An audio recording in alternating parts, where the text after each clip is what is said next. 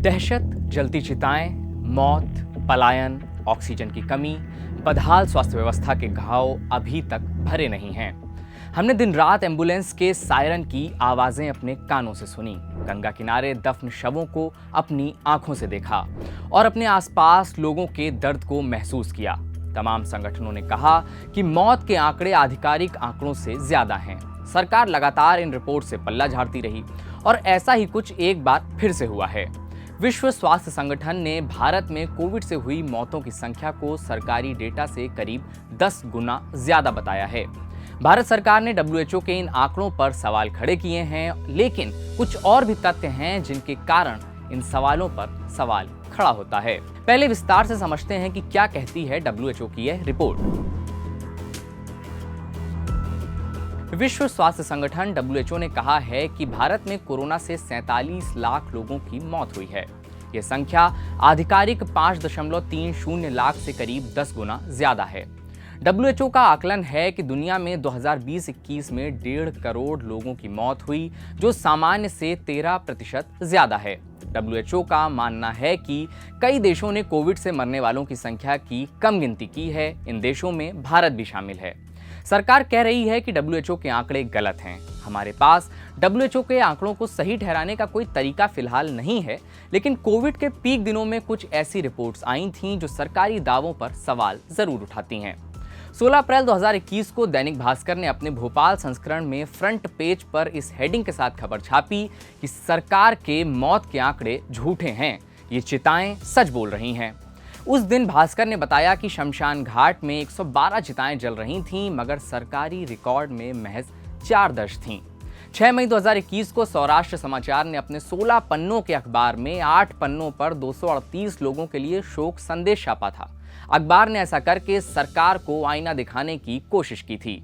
वहीं संदेश अखबार ने खबर छापी कि 25 अप्रैल 2021 से 3 मई 2021 तक के बीच गुजरात के 7 शहरों में 8,286 लोगों का अंतिम संस्कार कोविड प्रोटोकॉल से हुआ, लेकिन गुजरात सरकार के आंकड़ों में यह संख्या महज 1061 ही दर्ज थी।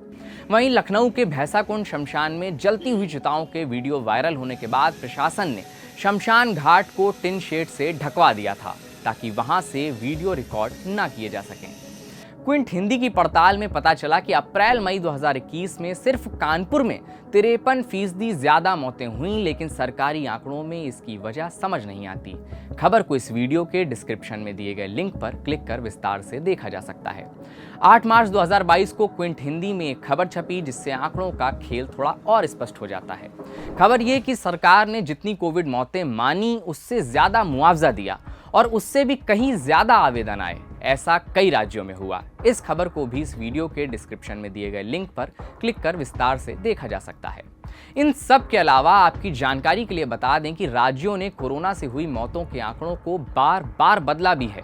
मसलन 2 दिसंबर 2021 को बिहार में कोविड से मरने वालों का आंकड़ा 9,664 था, मगर 3 दिसंबर को आंकड़ों में 2,425 की बढ़ोतरी के साथ यह आंकड़ा 12,089 हो गया।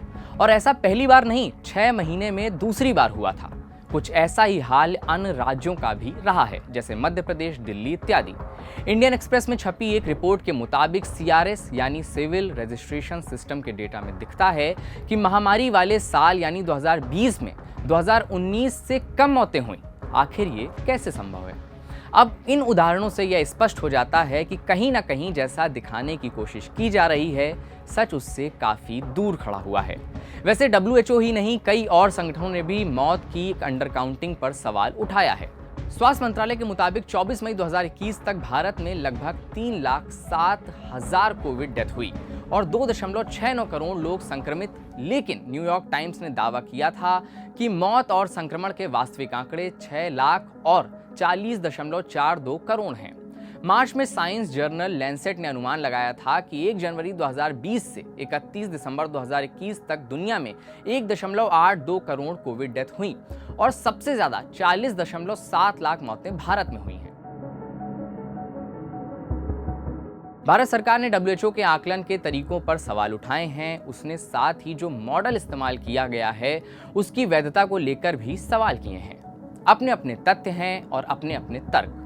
मगर इन सब के बीच सच कहीं धुंधलाता हुआ नजर आ रहा है।